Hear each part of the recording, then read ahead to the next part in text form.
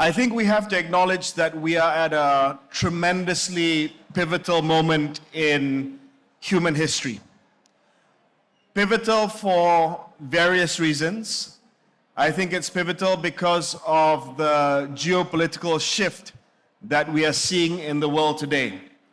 One, you are starting to see the manifestations of not just the big superpower rivalry of our time between the United States and the People's Republic of China, but also geopolitical risk hotspots literally erupt and explode like we've seen over the last 1 or 2 weeks.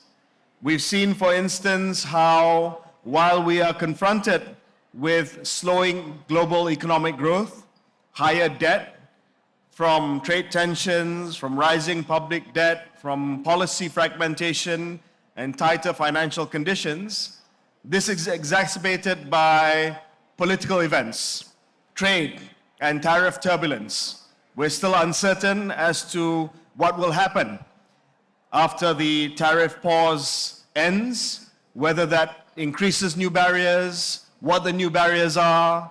The key takeaway from this, of course, is tremendous uncertainty, where something is announced, it's paused, and we're not sure what's going to happen after that.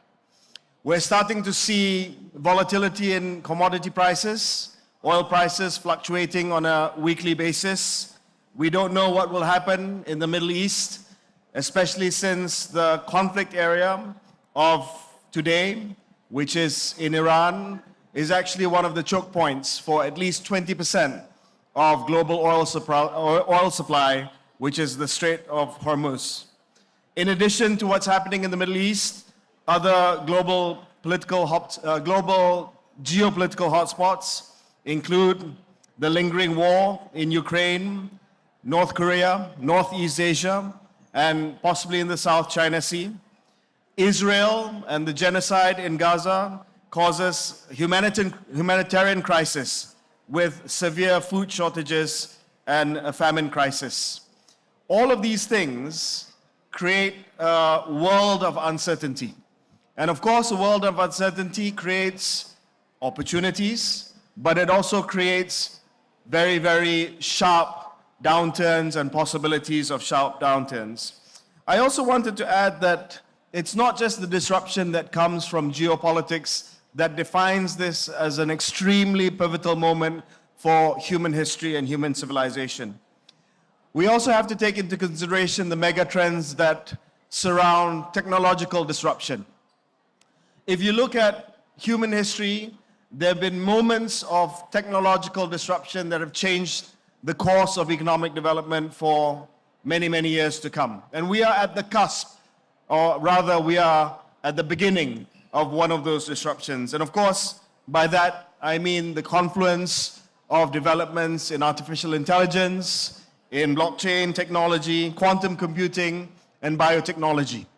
This will redefine the way we see value, redefine the way in how we measure economic output, and also redefine the way in how human beings participate in economic development. We are also, and this unfortunately, and I'll touch on it a bit later, we've taken a little bit of our eye off the impending existential crisis of climate change and the climate crisis. I think the broad mood music around the world, because of geopolitical tensions, because of what's happening in the world of artificial intelligence, we have, and also perhaps a slight backlash against environmental concerns and the climate crisis. We've taken our eye off the ball that this is a clear and present existential crisis to the world. We also have to look at demographic shifts and perceptions of inequality, and this is extremely important. A country like mine, Malaysia, we've always taken for granted that ASEAN seemed to be enjoying this demographic dividend of a young country. But actually, we have become an aging society, and we'll become an aged society within the next 10 years. That's when the number of people above the age of 65 is more than the number of people under 15. When that happens, when you have more older people who need to be supported by younger people, You have to have serious conversations about social security, serious conversations about universal provision of pensions, healthcare, and universal healthcare access. What we have, for instance, in my country, in Malaysia, is a rapidly aging population, one. Secondly, you have increased longevity in terms of life expectancy. It was 70 10 years ago, now it's 80. But are those additional years that people are living, healthy years? I used to be the Minister of Health, and I know the answer to this. The additional years that people are living are not necessarily healthy. We have in Malaysia, and I'm told in Brunei as well, a high incidence of non-communicable disease, diabetes, hypertension, cardiovascular disease. And these diseases are ticking time bombs. If you don't address them early, the cost of having to treat them later is much, much higher. Are our economies resilient enough to be able to withstand the ticking time bomb if it explodes one day, where older people are living unhealthier lives in their golden years, where public health care may not be able to absorb and treat them at our publicly funded and subsidized clinics and hospitals? In addition to that, the demographic dividend or the demographic trends that we are looking at today places a lot of emphasis on inequality, on how opportunities are spread. Young people take to social media today. They will not be silenced. They will not be told not to be involved in the national conversation. They want to be involved. They demand better opportunities and equal opportunities. They know that equal outcomes are impossible, but they want a world in which equity is something that is embedded in a national development DNA. And also, there are moral questions that we have to answer with all of these geopolitical trends and technological trends that I mentioned earlier. I think many countries, especially in this part of the world, we've not had a serious discussion about ethical guardrails to technology like artificial intelligence. In my country, we're just still developing the laws for artificial intelligence. What does it mean to be fair in a world of artificial intelligence? How do we make sure that there is no bias in the algorithms that choose who gets what in a world that's driven by large language models and artificial intelligence? So these kind of ethical questions are important issues that need to have societal understanding, societal cooperation in saying that these are the guardrails that we want to place, and these are the values that represent Brunei, represent Malaysia, so that we have our unique approach towards artificial intelligence and the algorithms that may drive us one day. I want to also focus on what makes us strong and resilient in this day and age. Because let's face it, it's a very scary world. A world that I just depicted to you, where there are trade tensions, where there are geopolitical risks, where there are demographic shifts internally. The best thing to do is, of course, to try and project yourself within a group. Safety in numbers. Now, I've always been a very, very strong advocate of ASEAN or Southeast Asia. I sincerely believe that we are stronger together. But before I remind all of us, because all of us know this, we're part of this ASEAN family, about why we are stronger together, I also have my frustrations with ASEAN. It doesn't necessarily work as fast as I want it to. It's slow. It's sometimes a bit glacial. It's very performative sometimes and doesn't really focus on low-hanging fruits and things that really drive cross-border businesses together. It has this very, very opaque ASEAN way where it's consensus before anything is done. And that frustrates people sometimes, and I can understand that. Sometimes it is slow and inefficient in making decisions.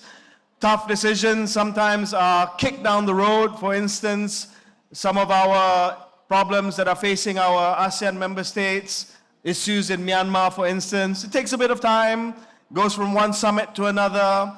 The Code of Conduct in the South China Sea takes a bit of time, kicked down the road.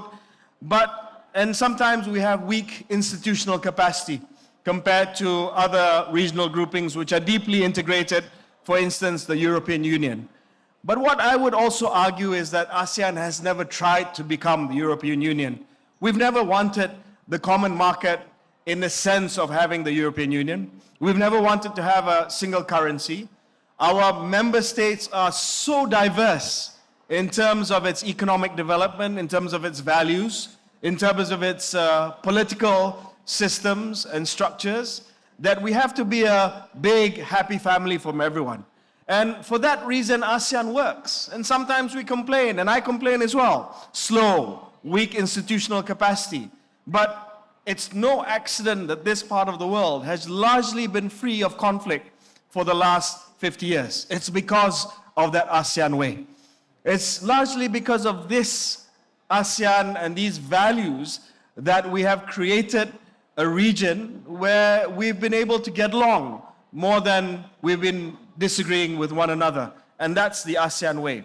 And how do we take this very slow, very consensual grouping into something that is more dynamic? I think that's the question that we face for the next 10 to 20 years. One, we have to have that strategic vision, and we do now, with the vision of having an ASEAN community by 2045, declaration that was made in Kuala Lumpur. Fine, ASEAN is very strong with declarations. Sometimes it doesn't mean very much on the ground. But I think this time around it's different.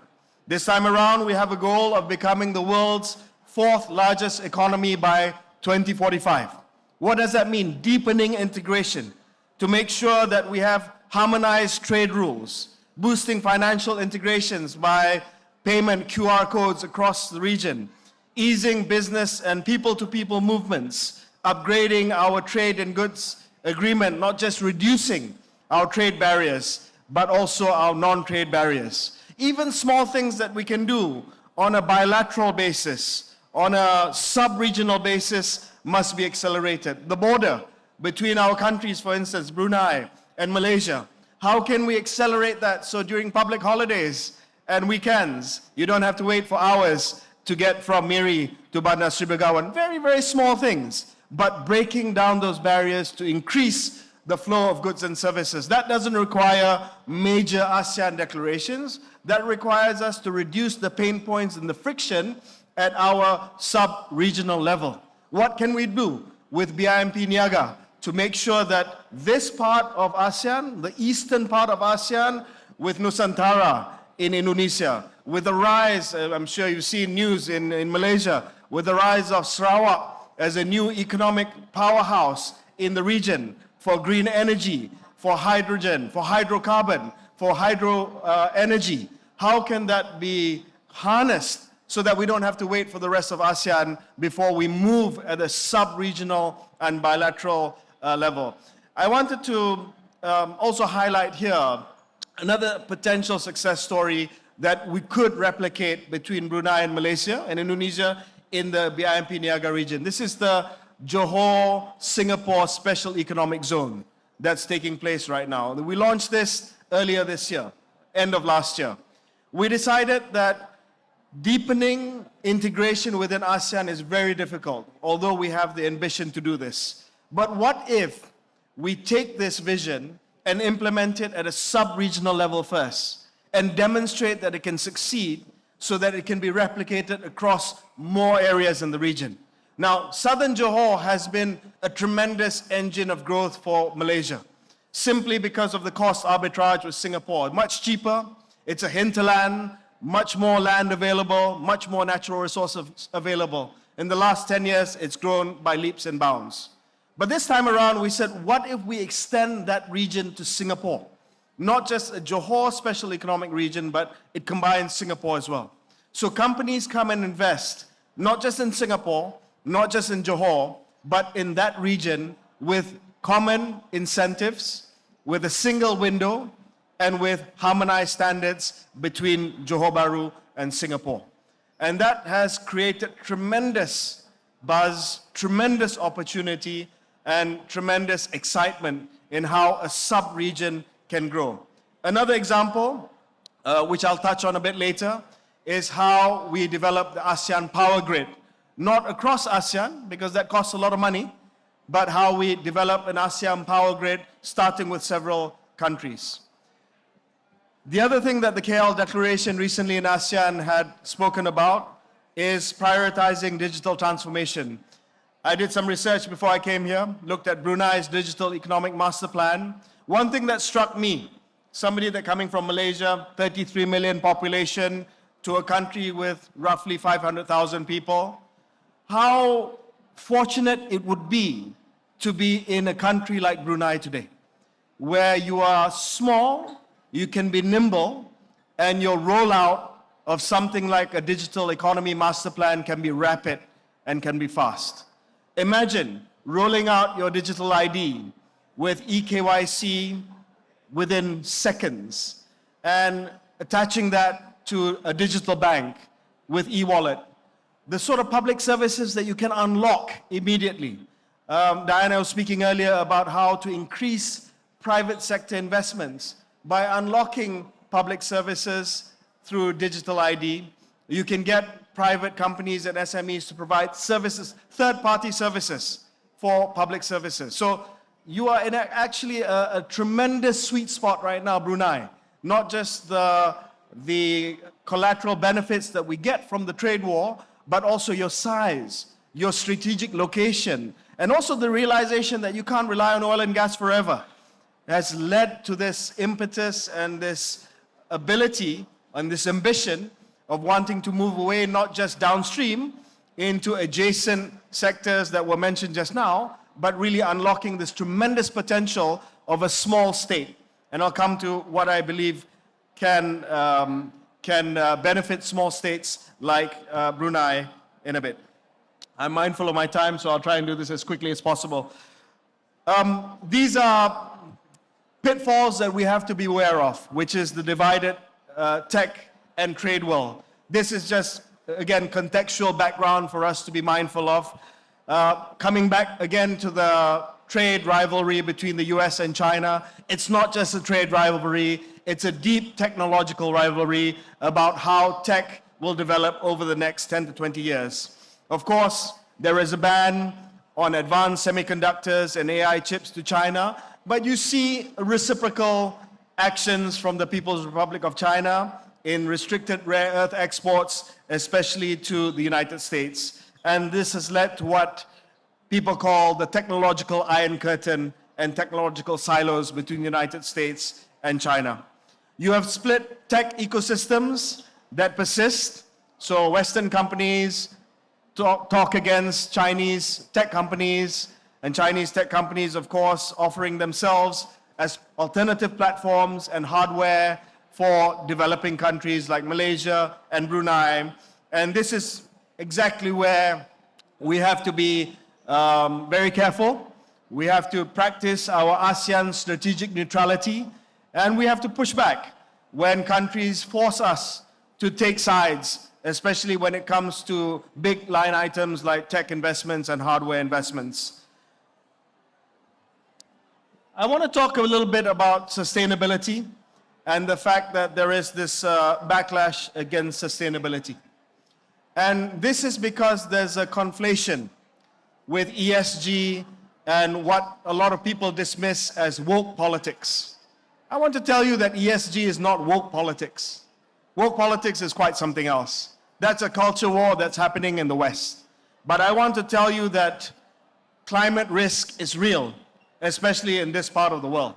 It's got nothing to do with woke politics. There is a dismissal of the climate crisis. There is a dismissal of ESG in parts of the Western world because of this rise and backlash against what I see as a very unhelpful debate in this part of the world, which we're not involved in, which is the backlash against wokeism. This has nothing to do with us here. Here in Southeast Asia, coastal flooding is real. Here in Southeast Asia, deforestation is real. Here in Southeast Asia, rising temperatures are real. Droughts are real. Challenges to agriculture are real. And unless and until we are committed towards strong investments in ESG, strong standards on ESG, then I'm afraid that we will bear the brunt of the climate crisis in the future. And we've seen this during the COVID pandemic, where food security was an issue, where exports were limited, where we had to nearshore, where we had to look at agriculture, where we had to look at food security, where we had to look at food sustainability. So I think for us, it's very, very important to put ESG front and center, not treat it as something just to tick. Just to tick the ESG box. It's about national survival. It's about economic resilience, and it's about climate security. I wanted to touch on small states and how small states have pivoted towards becoming ESG friendly and towards showing how nimble small states can be at turning economic resilience and energy security into economic development. For instance, look at Singapore. Singapore is perhaps the best case study in this part of the world. It went from a struggling post-colonial port to an innovation hub. And today, it is a leader in AI, fintech, biomedical research. You look at a country like Iceland, leading on renewable energy, population of roughly 400,000. Its success, it provides and produces 100% of its electricity needs with renewable energy through hydro and geothermal. Of course, for Brunei, that's a challenge because of your vast resource of hydrocarbon. But it is a transition that is inevitable, and a transition that you yourselves are starting by planting up solar. Bhutan, for instance, redefining what it is to be a small state by prioritizing something called gross national happiness. The first country which is carbon negative. It produces less carbon than many other countries in the world.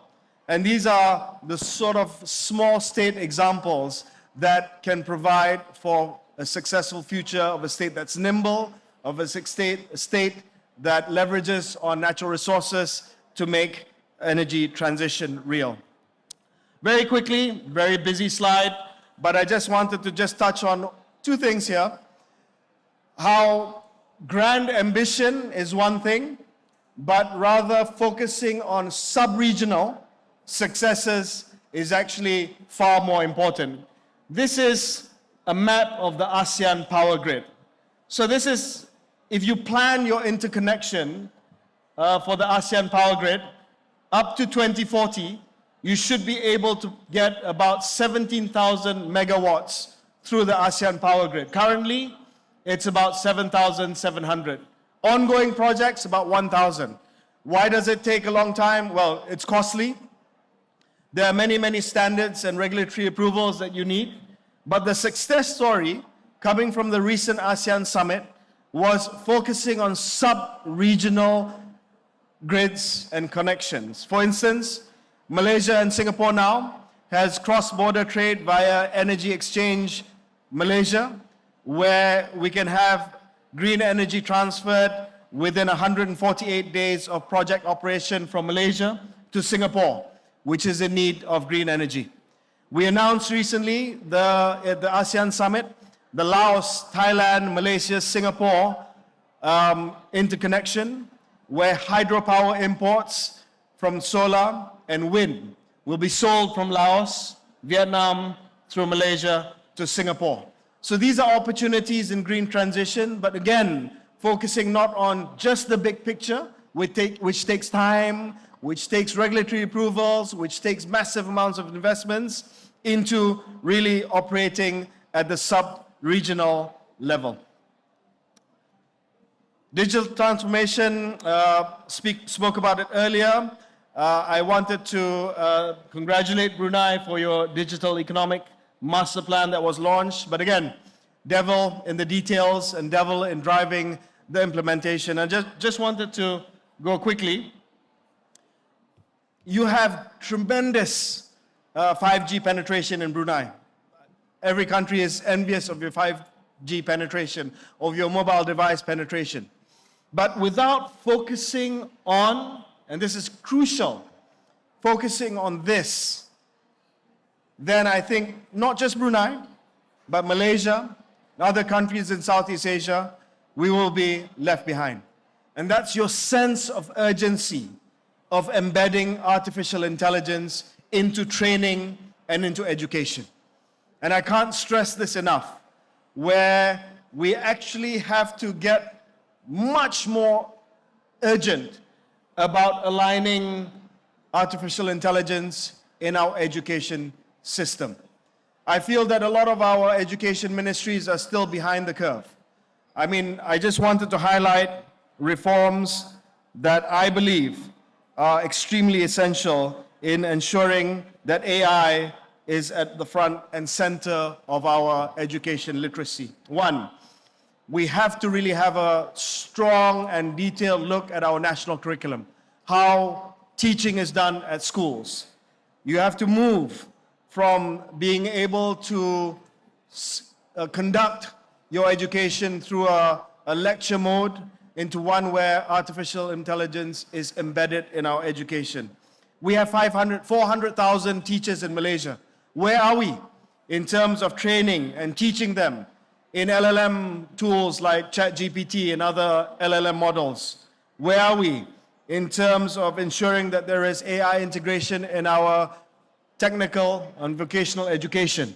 So I think it's good to have a master plan, but without this, there is a serious, clear and present danger of job losses. And we're starting to see that now in Malaysia. Mid-level, clerical level, those jobs are already gone.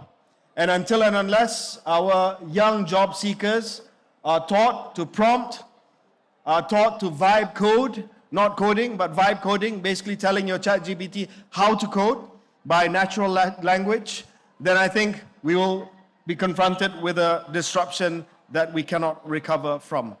Okay, I'm told to end now, so I just wanted to end by some key takeaways. One, define our role in Asia. ASEAN must champion the digital economy and the transition to green energy through our green ASEAN power grid. Secondly, strengthen ASEAN unity. The backdrop that I presented in the first slide, a multipolar world, a world that's divided between these two global superpowers, require us to deepen our ASEAN unity. If we can't do it at the ASEAN level, start sub-regionally, bilaterally, and deepen that first, and use that as an example and a best case study or best practice for others in the region. Diversify into resilient sectors, resilient supply chain, like green manufacturing, like downstream, that was mentioned earlier. Fantastic presentation just before me about how you diversify from upstream oil and gas, where Brunei has done tremendously since the early 80s, even before, into complex and more high value-added downstream adjacent sectors. Lead in green and digital niches. So for Malaysia to harmonize our carbon credit rules, ASEAN's fintech, cross-border cooperation and harmonization. 5, empower young people with future skills. I mentioned that earlier.